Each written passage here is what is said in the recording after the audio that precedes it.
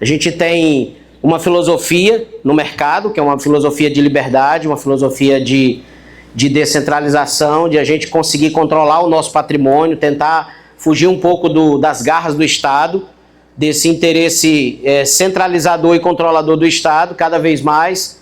E eu sempre, do canal, desde quando comecei, lá em 2021, eu lutei para que a gente tivesse não só uma visão comercial, financeira, mas que a gente tivesse uma visão educacional para apresentar para as pessoas. Porque no final do mês, eu sempre digo isso para meus alunos, no final do mês o que vale é o boleto que está pago. Né? A gente do mercado, a gente entende ou quer entender cada vez mais sobre tecnologias, soluções, pagamentos, códigos. Né? Isso é maravilhoso para a gente, principalmente a gente que faz o mercado. Agora, para o cara que é o investidor da ponta, o cara que é o investidor final, o varejão, né? A sardinha maligna, como o pessoal brinca, ele quer saber se no final do mês ele fecha a conta. Se o que ele comprou subiu ou se o que ele comprou caiu. O cara da ponta, esse público-alvo da gente, ele quer o resultado financeiro. E a gente precisa, além de tentar trazer para essas pessoas uma experiência final, que a Paula vai falar aqui sobre isso, e essa experiência ela precisa ser acrescida de um padrão de comportamento libertário, para que elas entendam o que elas estão fazendo. É uma das grandes discussões que eu trago. Napoleão teve comigo ano passado lá em São Paulo e a gente estava num debate sobre essa comunicação que muitas vezes é dificultada com o usuário final. Porque o usuário final, se a gente muitas vezes não entende, né, sobre os termos técnicos, principalmente os meninos que são devs, que trabalham com essa parte tecnológica, né, eu até brinquei ontem na palestra aqui do pessoal da Lightning, eu disse, eu sou analfabeto de pai e mãe nesse negócio aí. Eu não entendo, de verdade eu não entendo. O meu negócio é trabalhar mercado, é trabalhar comportamento de mercado, sentimento de mercado, análise gráfica, DeFi. O meu mercado é esse, o meu público no mercado cripto é esse. E eu sempre digo isso para todo mundo, que esse mercado ele tem espaço para todo mundo. Isso é sensacional, ele tem espaço para o cara que é novo, tem espaço para o cara de meia idade, tem espaço para a galera que já está na melhor idade, porque ele dá oportunidade para todo mundo. Ele é democrático no sentido literal da palavra. Ele abre oportunidade para todos. Eu conheci o Bitcoin com 49 anos. Eu operei o Bitcoin pela primeira vez com 49 anos. Eu conheci o Bitcoin com 47 e operei o Bitcoin pela primeira vez com 49.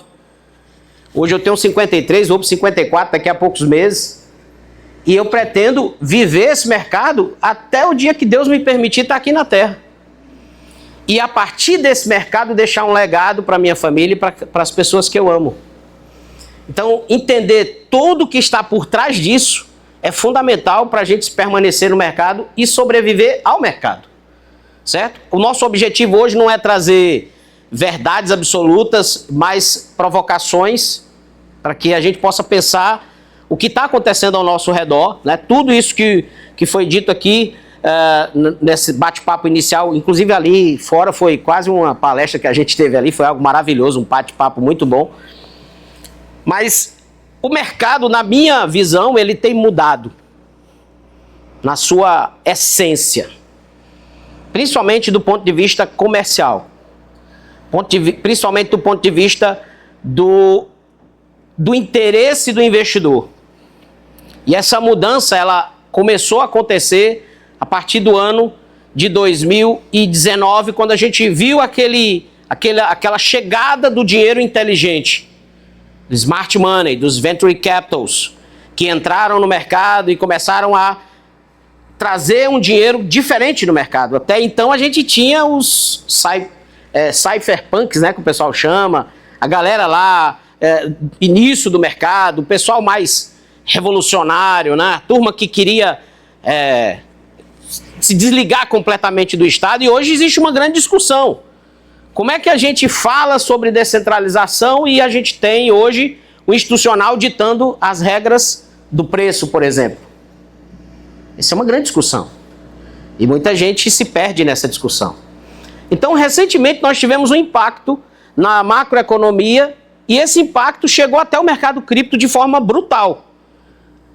Pegou uma grande quantidade de pessoas desprevenidas, porque muitas delas foram atraídas em 2024 para o mercado, vieram na expectativa de fazer dinheiro rápido, de mudar de vida, de ficar milionário, porque muitos de nós que criamos o mercado, que formamos o mercado, a gente passa essa ideia errada sobre o mercado. Isso é uma crítica que eu faço, inclusive, a colegas criadores de conteúdo do YouTube. A gente passa uma ideia de que esse mercado ele pode transformar a tua vida da noite para o dia. E isso não é muito verdadeiro na sua raiz. Eu entendo que tudo que você aprendeu aqui e tudo que você está aprendendo e que vai aprender são tijolos que você coloca nessa construção. E ela vai dar frutos em algum momento. Você entendeu o processo do ThePix, você tira uma etapa de dificuldade nesse processo de crescimento.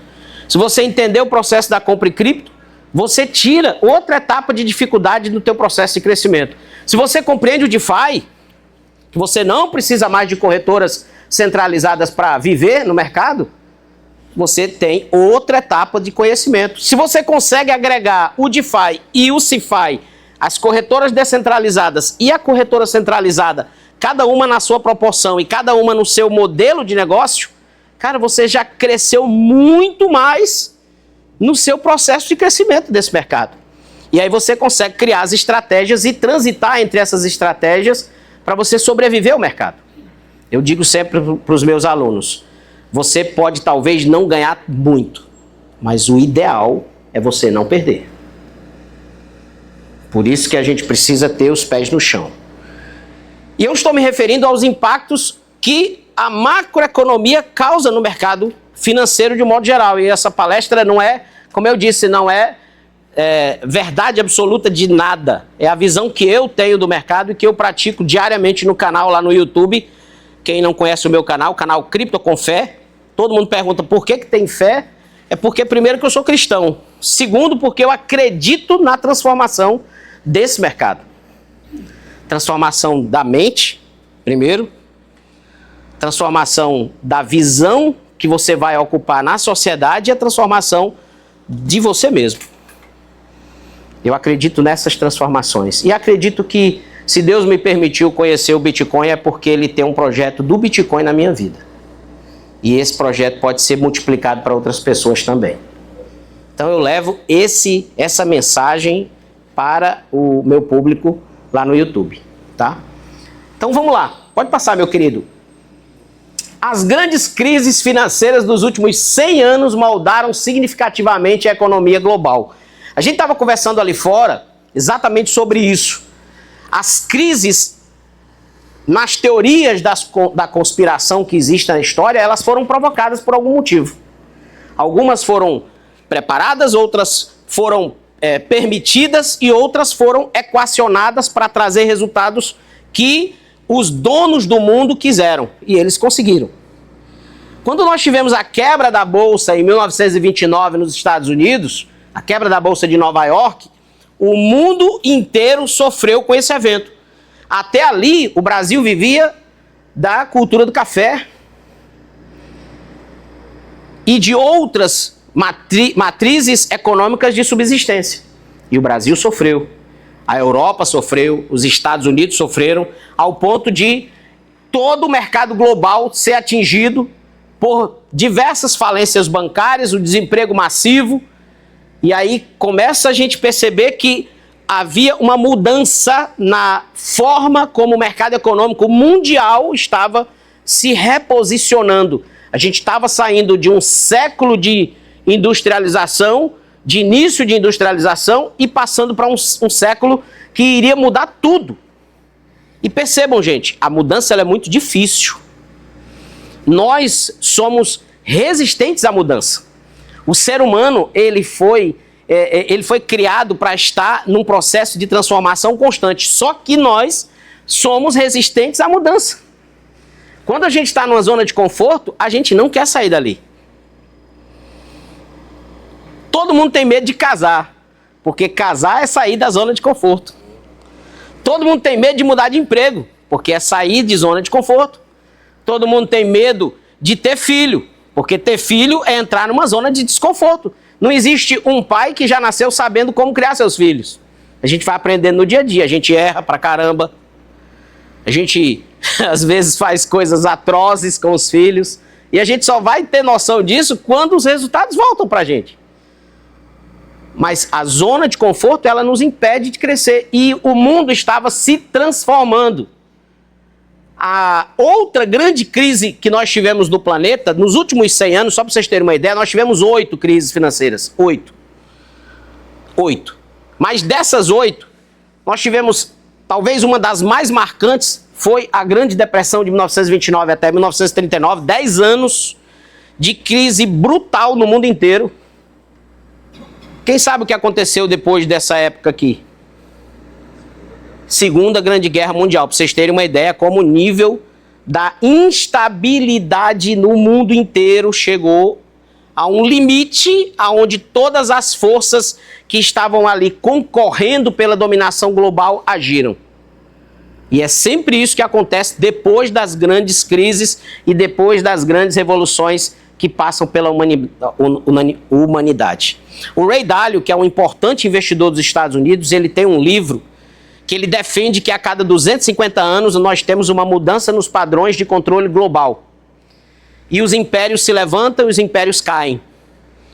Isso desde quando a gente sai lá da história antiga, passa pela Babilônia, pelos persas, pelos medo-persas, pelos gregos, pelos povos ali da pré-formação da Palestina. Depois a gente vai para os romanos entra naquele declínio, começa as batalhas com os bárbaros, as batalhas lá no Oriente com os países que compuseram hoje esse mundo árabe que a gente conhece, e os impérios foram mudando e foram se transformando, e eles chegaram aos novos impérios, como que a gente teve nos últimos 100 anos, que foi a Inglaterra e os Estados Unidos, e agora a China ameaçando o domínio global da América, dos Estados Unidos, os donos do mundo. Hoje a gente tem declaradamente uma guerra. Segundo os maiores analistas econômicos do mundo, nós estamos na primeira fase da transformação de poder do planeta. E essa última fase será uma nova guerra militar, bélica. A gente está numa guerra, começamos uma guerra ideológica, estamos numa guerra comercial e a próxima é a guerra bélica. Se não for resolvido na guerra comercial, a tendência é a gente passar para uma guerra militar ou cibernética, ou alguma coisa nesse sentido. A IA pode ser usada para isso, eu não sei. Eu estou aqui elucubrando sobre isso. Mas as grandes crises provocaram transformações profundas na sociedade, no comportamento do homem e na maneira como a gente se relaciona com o dinheiro. Quem tem uma cédula aí de R$2 na carteira hoje? Você tem? Cuidado para não ser assaltado. Dinheiro de papel é um item valioso. Eu fui pegar uma chave de uma imobiliária para ver uma casa e a moça da imobiliária disse assim, traga R$100 em espécie. Eu digo, pronto. Lascou. O senhor quer isso não, dona Maria? Isso não recebe Pix não. Cartão não, é dinheiro em espécie. Eu digo, isso não existe mais no mundo. Ela só tem que deixar um documento. Eu deixei lá uma identidade vencida de 10 anos já. E aí ela recebeu a identidade, mas ela queria dinheiro em espécie. Você vê que a gente não usa mais dinheiro em espécie. O franelinha agora já chega no teu carro e diz assim, eu recebo o Pix. Né? Daqui uns dias é The Pix. Eu tô aqui com a minha wallet of Satoshi, passa aí. Então as transformações mundiais, elas vão moldando o nosso comportamento. A outra grande crise mundial foi a crise das .com, que foi a bolha das empresas de tecnologia alimentada por especulação na Nasdaq, que estourou em 2000, levando a perda de mais de 5 trilhões de dólares em valor de mercado. Percebam que a primeira grande crise estava relacionada à Bolsa Americana. A segunda grande crise estava relacionada também à Bolsa Americana. Pode passar, querido. A terceira grande crise foi também relacionada à Bolsa Americana e agora à crise imobiliária do subprime nos Estados Unidos. Não sei se vocês estão percebendo o padrão. O padrão, ele é repetitivo. E ele vai produzindo as mudanças necessárias. Aqui, nós tivemos a ação, talvez nunca vista, de bancos centrais que do nada pensaram, vamos criar uma maneira de socorrer o mercado. Eles criaram a crise quebrou quase todo mundo em diversos países e depois os que criaram a crise disseram, vamos socorrer a crise. Como? Vamos imprimir dinheiro. Aqui eles começaram a usar o quantitative easing, que é a impressão de dinheiro para salvar o próprio dinheiro. É criando dívida para salvar dívida. E do nada aparece um cidadão chamado Satoshi Nakamoto. E ele cria o Bitcoin. Foi o primeiro ordinals da história, né? Escreveu lá no bloco. Foi o primeiro ordinals da história, né? Para quem gosta, tem gente que odeia. Mas foi o primeiro ordinals da história. Deixou lá uma manchete de jornal no bloco Gênesis do Bitcoin. Falando exatamente sobre a crise. E nessa crise, os bancos centrais adotaram quantitative easing e juros próximos a zero. Olha que interessante. Eu crio a crise, eu especulo a crise, eu ganho dinheiro com a crise, eu imprimo dinheiro, aumento a dívida com outras dívidas e depois eu digo agora o juro é zero. O juro é zero. Então eu começo a condicionar o comportamento econômico do mundo. Pode passar. O Bitcoin nasce para dar solução ou tentar dar uma solução para um caos institucionalizado. E aí a gente chega na pandemia, que foi uma outra crise gigantesca global, que paralisou economias globais, causou quebras, recordes no PIB de todos os países. E até hoje os países estão sofrendo com essa quebra do PIB e a inflação, que nada mais é como o aumento da base monetária. No Brasil a gente tem a ilusão, quando toda vida que você vê um jornal dizendo assim, a meta do governo é, aí você traduz para, o governo vai te roubar oficialmente em. Porque a meta da inflação é 3%, é 4%, é 5%, é 7%. Oficialmente o governo está dizendo, ó, nós vamos te ferrar oficialmente em 7%, em 5%. A gente vai desvalorizar esse teu porcaria do real em 5%. Oficialmente, extraoficialmente a gente sabe como é que funciona. A gente vai perdendo o poder de compra, o poder de compra, o poder de compra, o poder de compra, anos após anos. E infelizmente a maioria dos brasileiros não consegue compreender isso.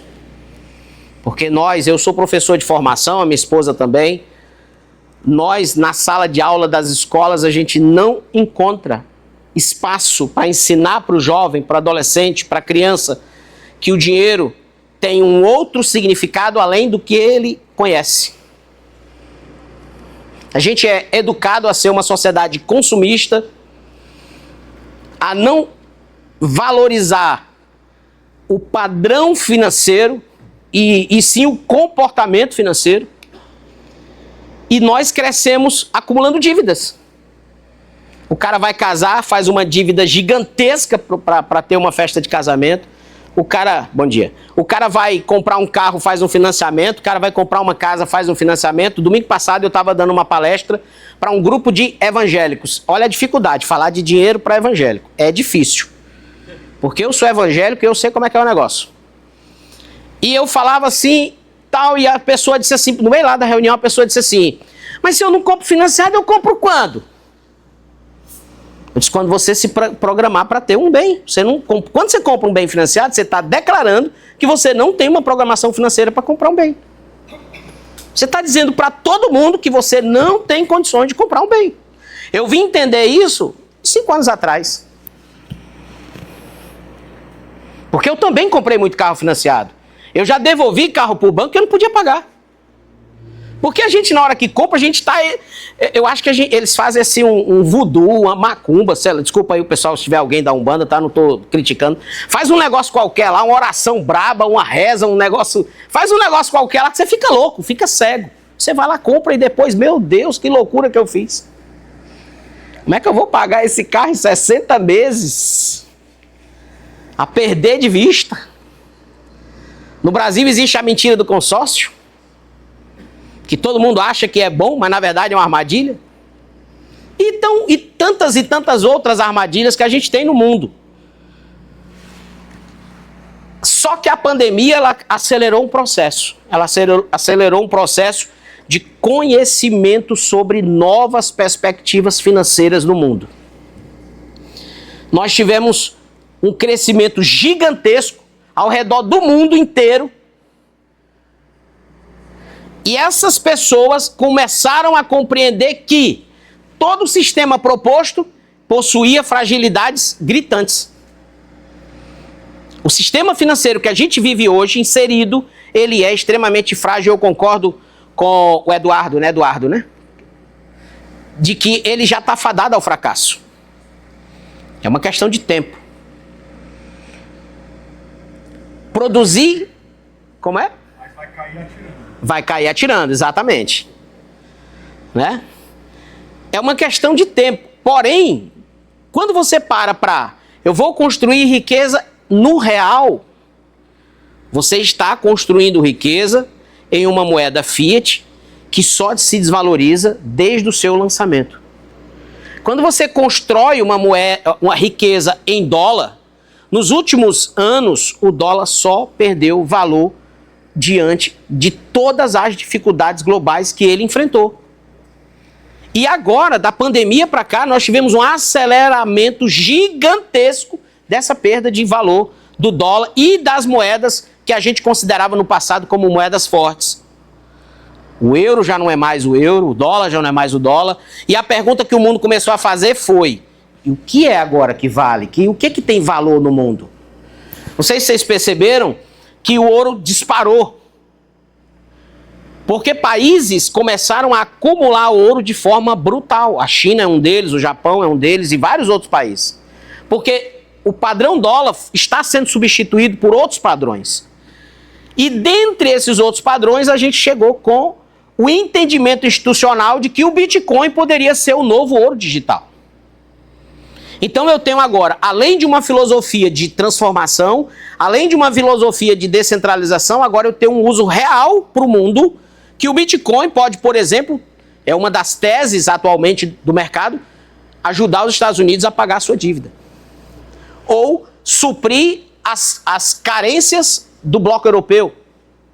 Ou trazer os tigres asiáticos novamente para um cenário global. Ou ajudar o BRICS a ocupar um espaço que é do G20. Então hoje o Bitcoin está nessa discussão global. A gente não tem mais uma moeda dos malucos da internet. Agora a gente tem uma moeda que está institucionalizada. E esse é um grande problema. Nesse contexto de crises, pode passar, querido. Nesse contexto de crises, surge o laranjão. O famoso Donald Dump. Ou Donald Pump. Depende do contexto que você está inserido. Né? Se você comprou a Trump no dia do lançamento, ele foi sensacional. Agora, se tu entrou no domingo, 4 horas da tarde, ou depois do Fantástico, que saiu a matéria, tu tá lascado porque tu só perdeu dinheiro. Então, dependendo do contexto, você entrou no jogo do Donald Pump ou do Donald Dump. Mas esse cara aqui, ele produziu um efeito nos últimos 4 meses brutal para a economia mundial.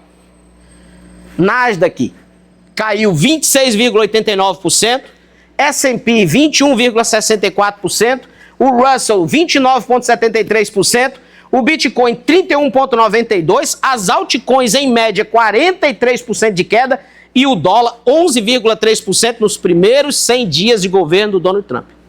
O dólar subiu, depois desabou. Subiu na especulação de que ele seria fortalecido e depois caiu na realidade de que aquilo era tudo uma pegadinha do malandro. E o jogo é esse. Esse é o jogo e ele é complexo.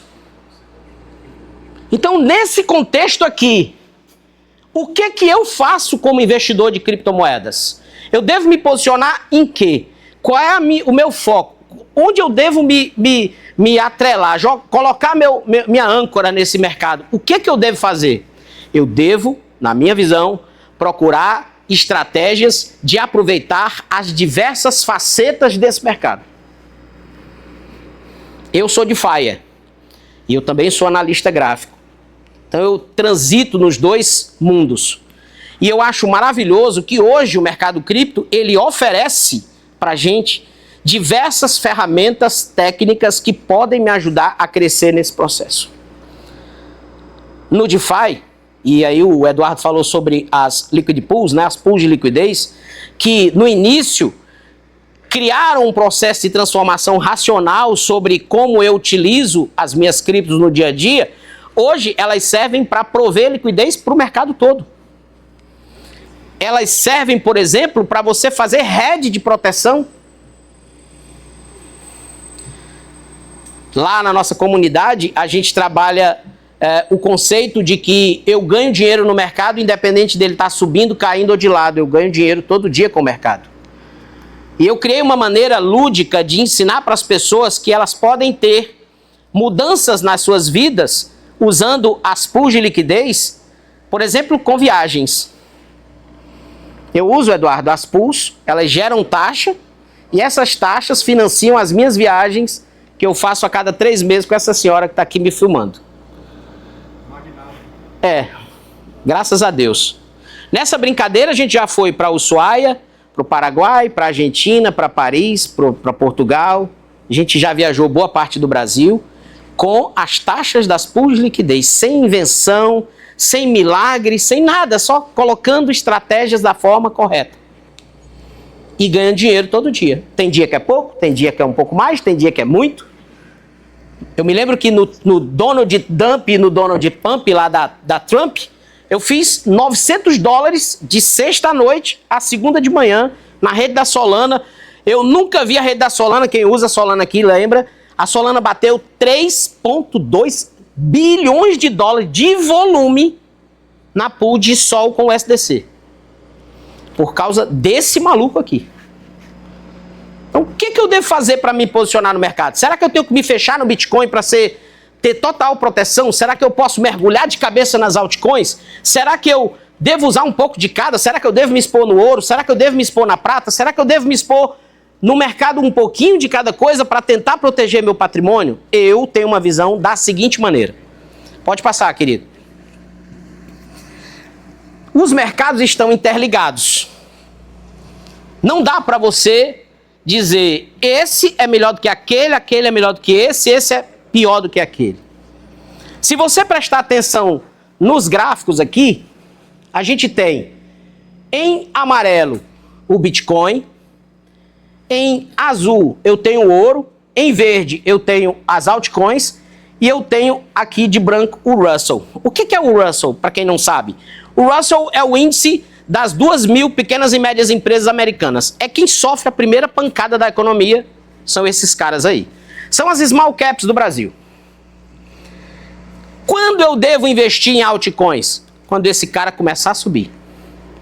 Enquanto esse cara está caindo, altcoins é fora do jogo pra gente.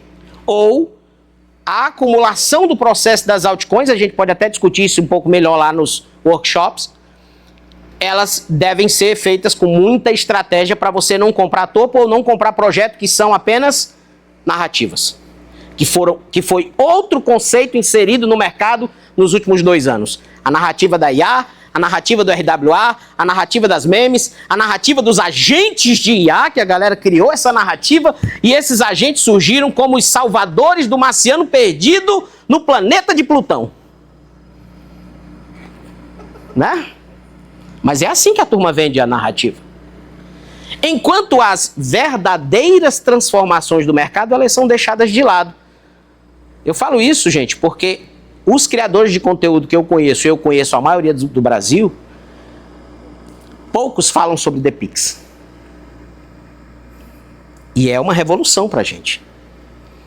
É uma maneira de você fugir do real, entrar no sistema e sair dos olhos do governo. Ou pelo menos dar um drible muito bem dado sobre esse contexto. Mas a gente compra a ideia diferente. Então, quando eu olho para o Russell, eu percebo que No momento que o ouro dispara, o Russell começa a cair. E no momento que o Bitcoin dispara, o Russell também dispara. No momento que as altcoins começam a derreter, o Russell também derrete. Se ele derrete na frente ou atrás, é algo que a gente tem que observar no dia a dia. Mas o importante é entender que esse mercado mudou ao ponto de, pode passar, querido, de a gente ter agora os efeitos da volatilidade massacrando o índice de medo e ganância, e a gente transita da ganância extrema do 75 para o medo extremo no 4, agora em abril de 2025. Isso chama-se volatilidade. O cara que não conhece o mercado se desespera com isso, porque ele compra Bitcoin a 109, 30 dias depois está 90. E depois passa mais 30, está 74. E aí aparece o maluco dizendo que vai para 12. Outro dizendo que vai para 40. Outro dizendo que acabou. Outro dizendo que é bear market. Fuja para as montanhas. E o cara fica perdido. A maioria da turma fica perdida. Porque não entende o jogo, não entende o processo. E a volatilidade, ela produz efeitos antagônicos que movem o mercado. Primeiro, ela regula o preço. Porque um ativo pode estar muito valorizado e ele precisa do que a gente chama na linguagem técnica de uma distribuição ou correção. Ela gera novas oportunidades para quem está de fora, desesperado como o Eduardo, para o Bitcoin cair para 10 mil. E eu também estou, para a gente comprar barato. E ela equilibra os mercados. A formação de preço hoje é feita pelo mercado futuros, DeFi e o mercado à vista. A correlação entre esses três mercados regula o preço. O mercado à vista, mercados DeFi e o mercado futuros. Se você tem uma correlação saudável entre esses três mercados, o token tem uma vida saudável.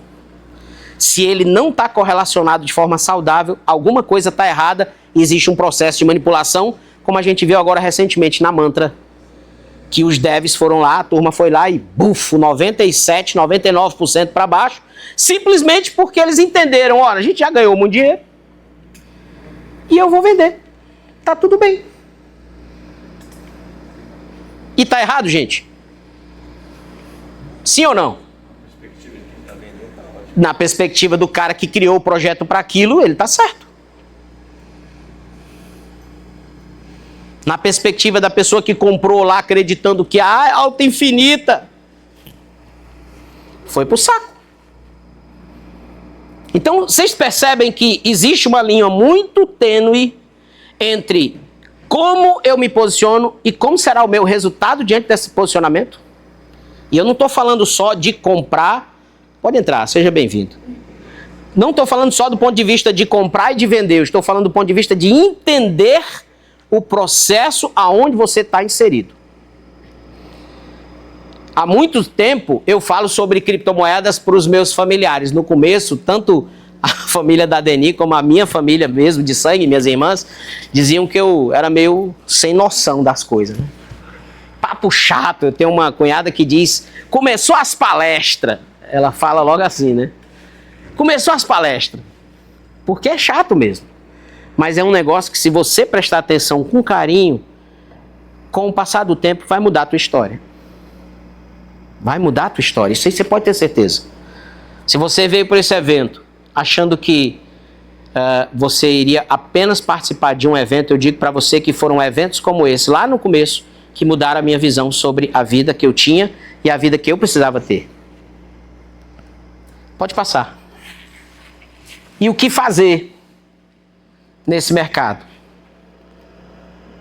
E olha a loucura. Prometo que eu termino já, Nick. Olha a loucura. A gente tem hoje 14,87 milhões de criptomoedas. Você acha que tem liquidez para tudo isso?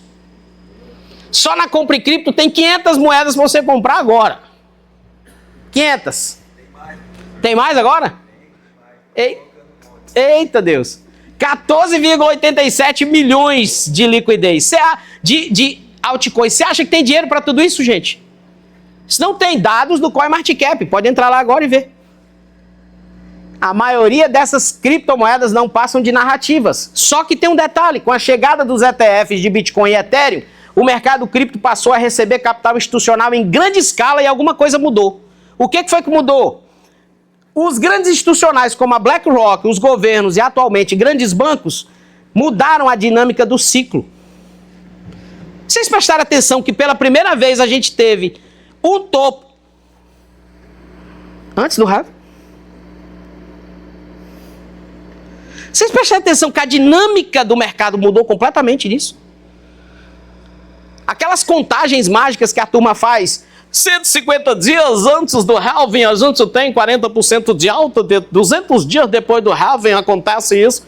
Vocês prestaram atenção que isso virou brincadeira? Porque aquele modelo do order flow, modelo não sei de quê, modelo não sei de quê, tudo foi por água abaixo nesse novo contexto do mercado. Porque mudou, gente. Temos agora dinheiro diferente, dinheiro inteligente, dinheiro acostumado a jogar o jogo da rotação de capital. Nunca se viu no mercado cripto tanta rotação de capital como a gente viu agora. O projeto subiu, rotacionou para outro, o outro rotacionou para o outro, o outro rotacionou para o outro, até chegar na mais odiada de todas, chamada XRP. A arqui-inimiga do Bitcoin, dos bitcoinheiros. E eu vou confessar um pecado mortal para vocês. Ganhei dinheiro pra cacete com a XRP. Porque eu comecei a comprar aquela desgramada quando ela valia 10 centavos. Sabe por que eu comprei? Porque eu não estou focado na ideologia, não estou focado na parada filosófica. Eu não estou focado nessa parada, eu estou focado na parada de acumular capital. Tenho 53 anos, daqui a 10 anos eu estou ferrado, parceiro. Só que eu quero ser o velho da lancha, eu já disse para minha nega aqui, eu vou ser o velho da lancha daqui a 10 anos. Eu quero viver viajando, curtindo, namorando e tchau. Eu estou em formação de capital brutal, eu quero dinheiro. E eu vou jogar o jogo onde o dinheiro tiver. Se for no Bitcoin eu corro dentro, se for na Light eu vou dar agarrado com o Eduardo ali, depois nós vamos bater um papo. Agarrado com o Eduardo para ganhar dinheiro. O meu negócio é fazer dinheiro sem perder a racionalidade.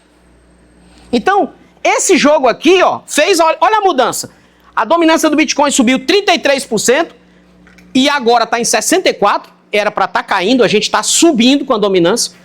A dominância das stablecoins subiu para caramba, 8%. E a dominância do Ethereum, que representa o retrato fiel das altcoins, 63% negativo.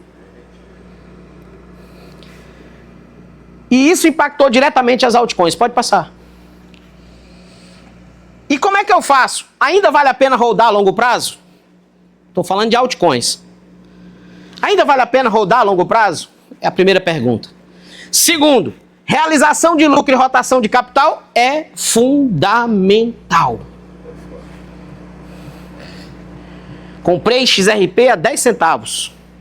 Eu vendi a 3 quando ela bateu lá. E eu vendi, cada de aluno lá da academia vendeu também. E eu disse pra galera, tô vendendo e só vou comprar se ela voltar lá pra baixo de novo.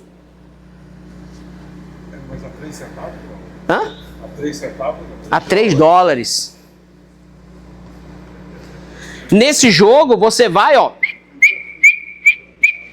fracionando a brincadeira. Certo? E gestão de portfólio. O que eu coloco na minha carteira? O que importa eu ter na minha carteira? Vale a pena eu ter qualquer conversa, qualquer narrativa na minha carteira? Poxa, se tu entende que o Bitcoin tem 64% de dominância, eu posso dizer que hoje o mercado está olhando para o Bitcoin. Então, eu tenho que seguir o fluxo do mercado. Eu vejo muita gente tendo o maior número de ativos na sua carteira de altcoins. Isso, para mim, é um pecado mortal. É quase um suicídio financeiro. Porque essas altcoins, se elas não forem tratadas com muito cuidado, elas vão te fazer perder dinheiro. Já 64% de dominância do Bitcoin me diz mais ou menos o seguinte: poxa, se eu estou com Bitcoin na carteira, se a minha carteira está protegida com esse hedge natural que é o próprio Bitcoin, eu estou menos sujeito a essa volatilidade. E ela deixa de ser minha inimiga e passa a ser a minha amiga. Porque no primeiro sinal de que a dominância do Bitcoin inverter, aí eu posso me posicionar nas altcoins, porque elas me darão um resultado exponencial. Mas o ciclo, nesse exato momento, é um ciclo Bitcoin, né? Por incrível que pareça, gente. Eu vejo que muita gente está esperando a altcoin season. Eu não sei se ela vai vir. Eu não sei se ela já veio somente para alguns projetos. Eu não sei de que modelo ela vai vir. Eu não sei até quando ela vai acontecer e se vai acontecer. Do mesmo jeito que o mercado está hoje, de verdade, eu vou falar uma coisa que é minha, tá? Eu não sei se nós teremos mais bear market da maneira como a gente teve no passado. Do tamanho que a gente teve no passado, nas proporções que a gente teve no passado, na profundidade que a gente teve no passado e no tempo que a gente teve no passado. Porque desde a entrada desses caras em outubro de 2023 e oficialmente em 10 de janeiro de 2024, tudo mudou. E pense comigo, ETF de XRP, ETF de Solana, ETF talvez de ADA Cardano, ETF de Dogecoin, que os caras querem. Os caras querem e eles vão fazer. Tá? Os caras querem, porque a Doge ela é um dos maiores ativos investidos nos Estados Unidos, se você não sabe disso. Não existe espaço, gente, para a pulverização no atual momento do mercado. Eu não quero me prolongar mais, porque eu já falei muito mais do que o Nick me permitiu, mas não existe mais espaço para pulverização nesse mercado, na minha humilde leitura. Eu acho que diversificar com sabedoria e inteligência faz todo sentido agora. Se proteger no Bitcoin, usar estratégias avançadas como, por exemplo, o DeFi, usar estratégias avançadas como, por exemplo, o Inverse, que é uma operação de mercado futuros com uma dinâmica completamente diferente da dinâmica tradicional, usar estratégias de mercado da acumulação do Bitcoin com estratégia faz todo sentido e dá muito resultado.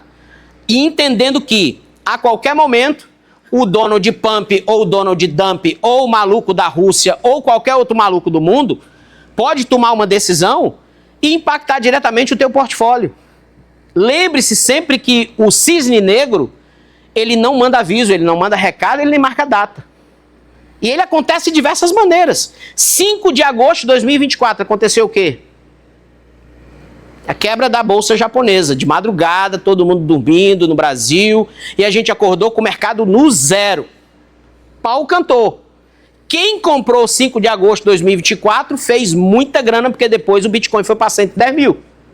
E levou um monte de moeda junto.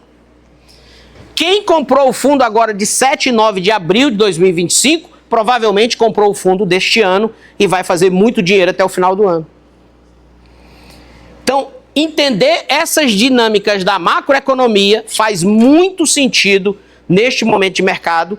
Aproveitar as novas tecnologias, aproveitar o advento da IA, aproveitar as oportunidades do mercado, entender as dinâmicas do mercado vão fazer você mudar de patamar, mudar de vida nos próximos 10 anos. Eu espero que tenha contribuído com vocês. Obrigado, Nick. Obrigado, Wellington. E tomara que Fortaleza seja palco de muitos e muitos outros encontros como esse. Valeu, pessoal. Diga, meu querido Eduardo. Eu gostei muito do comentário que você fez da dinâmica de formação de preço no mercado à vista, no futuros e no DeFi. Achei bem interessante esse comentário. Já já ponderei, já que essa aconteceu.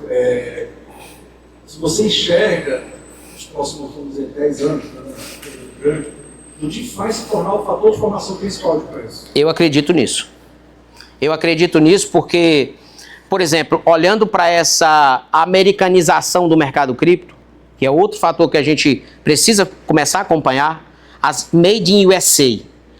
Tá? Isso não é dica de investimento, mas olhem para os projetos Made in USA. Eles serão abraçados pelo projeto americano de poder que está sendo instaurado pelo Donald Trump. Se você nega essas coisas, você está negando o óbvio. E no DeFi hoje a gente tem a maior empresa do mercado cripto, chamada Aave. A gente tem bilhões e bilhões de dólares ali dentro. Tem gente grande do mercado fazendo rentabilidade dentro da Aave. Fora os outros protocolos. A própria Solana, com toda a lixarada que colocaram dentro dela, ela não para de crescer. E outras tecnologias como a SUI e outros projetos que estão crescendo e que, segundo alguns, e aí eu acho muito exagero, podem flipar o Ethereum. Eu não sei se consegue por causa do ecossistema do Ethereum, que é muito robusto. Mas o token do Ethereum, ele muda ou ele vai para a vala. Ou o Vitalik acorda para a vida ou ele vai para o buraco, na minha humilde opinião. Mas o ecossistema do Ethereum ele é muito forte. Até surgir algo que substitua, do ponto de vista de altcoins, eu acho que ainda vai demorar um pouco. Mas eu concordo, Eduardo, e acho que sim, o DeFi ele tende a ser o maior catalisador desses próximos anos para o mercado, para a formação de preço principalmente. Porque nós estamos trabalhando para tirar as pessoas das corretoras. Desculpa o pessoal da Maxi, da Coinex, tá? A gente trabalha para tirar a turma da corretora. Hoje a minha comunidade ela é instruída para entrar e sair pela corretora, mas não ficar lá. Mas é muito risco você deixar uma grana na corretora. Para ser bem sincero, por tudo que o Eduardo já disse. Risco de custódia, segurança, tudo isso, tá? Beleza? Pronto, Nick. Valeu, pessoal.